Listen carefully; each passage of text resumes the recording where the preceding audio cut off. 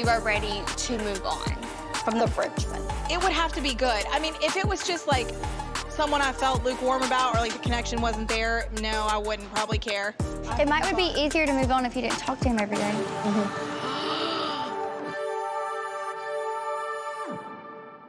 On My Big Fat Fabulous Life, Jamie's bachelorette party is underway, and her mom hired a very unique fitness instructor. I think Jamie is an FREAK, and I think, but I feel like I could see in her face. I feel like she was really taking in the information.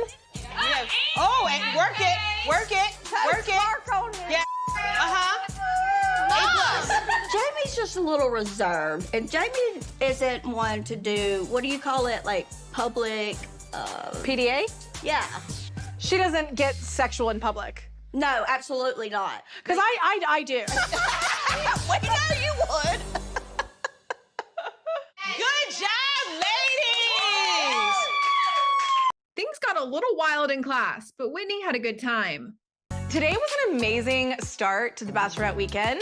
And even though Jamie was, I think, low-key mortified, and she really outdid herself with booking this class. And I think that all of the bridesmaids are going to have some very interesting things to bring home to their husbands. It would be amazing if I had a partner to do those things. And I still want to hold out hope that one day I will have what they have. Did you have anything else planned, or are we free to go to bed? I'm good. I'm ready to go to bed. Whitney's happy for Jamie, but she's also wishing that she had someone special in her life. Most of those girls are married and have children already. Yeah. It's so weird because I'm like, that's how my life could have gone, but it didn't, right? I know. But instead, here I am, you know, just collecting cats and heartbreak, but.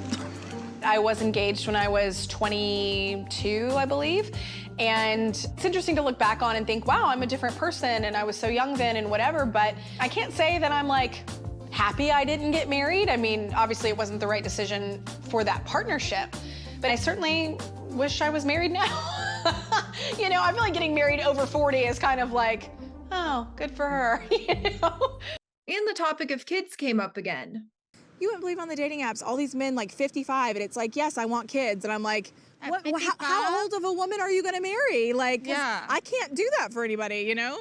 If I was a guy, I don't think I would care about being 40 at all. Well, you know, when I got my eggs frozen, I just kind of did it and forgot about it, you know? And I think I was just hoping that I would meet someone, but I just never thought that I would be in the place where it wasn't a possibility for me. And so I don't like Mother Nature telling me, you know, or like circumstance telling me like, well, you can't. But here we are, I'm about to turn 40, so I need to go ahead and make it a priority to figure out what I'm doing about my eggs and about my fertility. During their chat, Whitney gave Jamie a sentimental gift. I've been in touch with, you know, Kayla a lot and Rachel to, you know, make sure that I had planned things that you wanted, and I heard that there was something that you might have wanted, and so. That I wanted? Yeah. So I got it for you. Oh, shut up. Shut up. Oh my gosh, no you didn't. Yeah. Kayla told me that you love this pearl robe for your wedding day. This is gonna be so beautiful.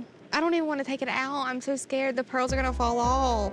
Kayla said you might want to wear that while you're getting ready. Oh my God, thank you. You're welcome. Oh my God, it's so beautiful.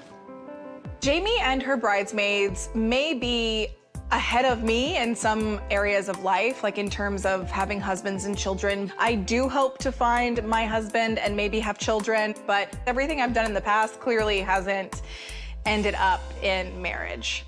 At the party, they played a game of Smash or Pass, and Jamie thinks that Whitney might be a little bit too picky in her dating life.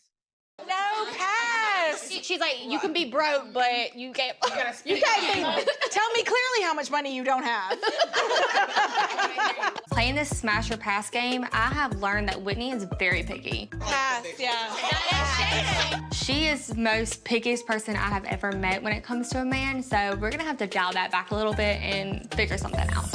They're not always gonna check off every single box. I know that. They just have to check off something. Later during happy hour, Whitney gave an update on the Kenny saga.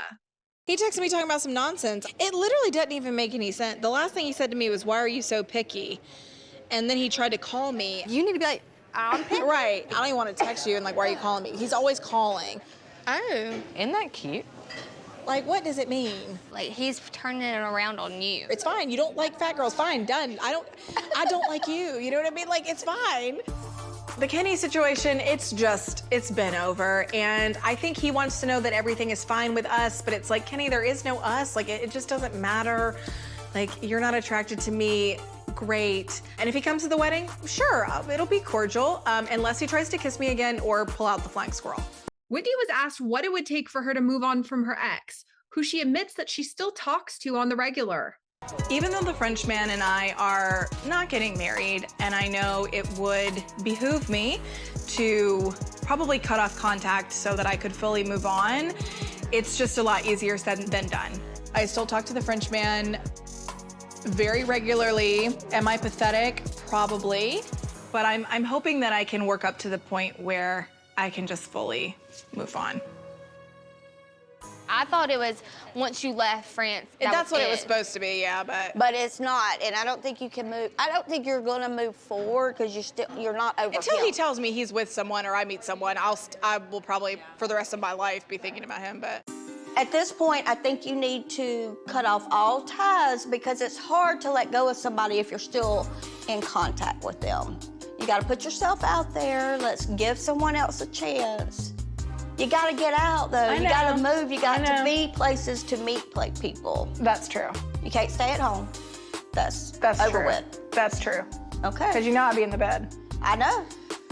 You gotta get out. You're never gonna meet somebody at your house. Later, she went to her doctor to talk about her eggs and fertility, and she got some good news.